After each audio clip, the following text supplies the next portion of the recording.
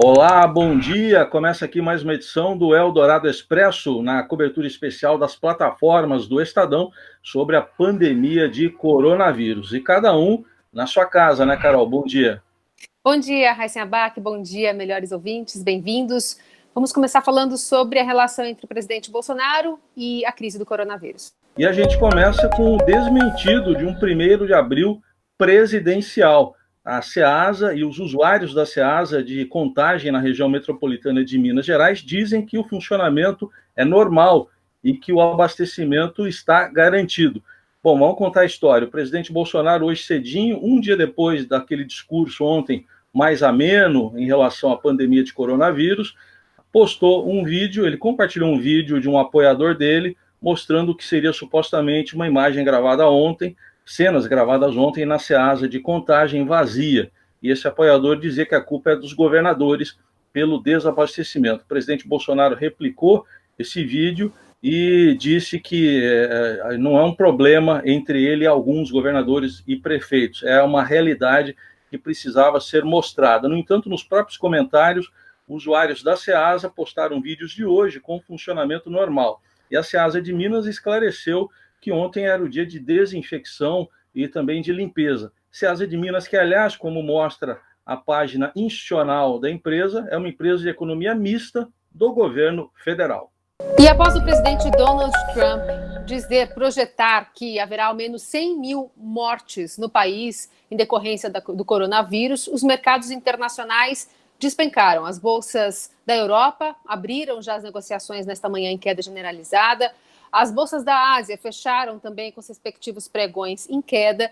E esse modelo estatístico a que o presidente Trump se referiu, ele é baseado em números científicos, aliás, respaldado pelos seus assessores técnicos, que são bastante conhecedores dessa questão. Esse modelo diz que o país vai precisar se preparar para ter entre 100 e 200 mil casos fatais, né, óbitos em relação à Covid-19. Os especialistas que orientam o governo pediram que os americanos se atenham às políticas de confinamento, de distanciamento social e disseram que as próximas 2 semanas vão ser as mais drásticas. Se nada fizerem, os Estados Unidos poderiam registrar até 2 milhões de mortes, um dado que acabou chamando a atenção do presidente Trump, que mudou o discurso nos últimos dias. O governo do estado de São Paulo deve lançar amanhã um aplicativo de ensino à distância, informação que está sendo antecipada pela jornalista Renata Cafardo no blog dela, no portal estadão.com.br.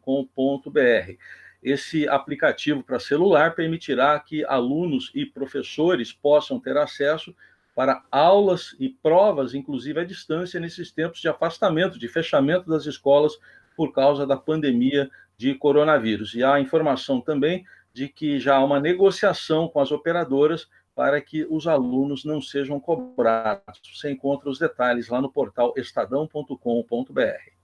Nas últimas 2 semanas, supermercadistas e fabricantes de alimentos mesmo estão travando uma queda de braço em relação a preços. E esses impactos estão chegando na mesa do consumidor. Os varejistas estão reclamando abertamente de reajustes aplicados pela indústria a alguns alimentos que compõem a cesta básica, dentre eles cereais, lácteos, hortifruti, que inclusive estão saltando 70% de uma semana para outra em relação a preços. Os fornecedores, por sua vez, alegam um aumento de demanda, questões operacionais para essa alta, como, por exemplo, o custo logístico. E alguns especialistas também estão dizendo que é circunstancial. É uma situação que acontece agora e depois vai passar. Tem um levantamento, no entanto, da APAS, da Associação Paulista de Supermercados, que aponta essa diferença entre alguns produtos. Por exemplo, preço do litro de leite. 36% diferença de uma semana para outra, aumento. O feijão disparou 50% e o molho de tomate 32%.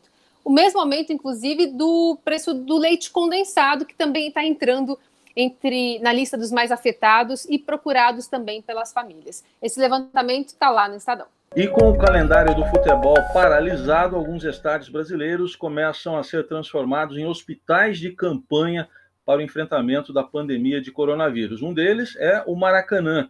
Maracanã é palco da final da Copa de 2014, depois de todas as reformas que lá foram feitas, já começou a receber toda a infraestrutura e vai abrigar 400 leitos para receber pacientes de coronavírus. Em São Paulo tem também o estádio do Pacaembu passando por essa adaptação. Outro que também passa por essas mudanças é o Mané Garrincha, em Brasília. Você acompanha todos esses detalhes lá no Esporte do Estadão. Em tempos de confinamento, né, muita gente está usando delivery e muita gente está cozinhando em casa, cozinhando bastante.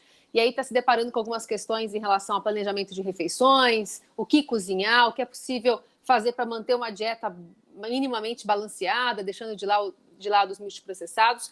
E aí, o podcast Na Quarentena, que, aliás, reúne, né, as informações bastante úteis durante esse tempo aí de pandemia, recorreu a uma especialista, que é a Rita Lobo, que traz diversas dicas importantes para quem está se arriscando na cozinha. Ela contou, por exemplo, que as pessoas agora estão descobrindo ou redescobrindo a cozinha, gente que está fazendo pão em casa, fazendo receitas que normalmente não faria, ou por tempo ou por falta de habilidade. Estes e outros assuntos, nessa nossa cobertura especial da pandemia de coronavírus, você encontra no portal estadão.com.br, nas plataformas do Estadão. Uma ótima quarta e até amanhã. Até amanhã.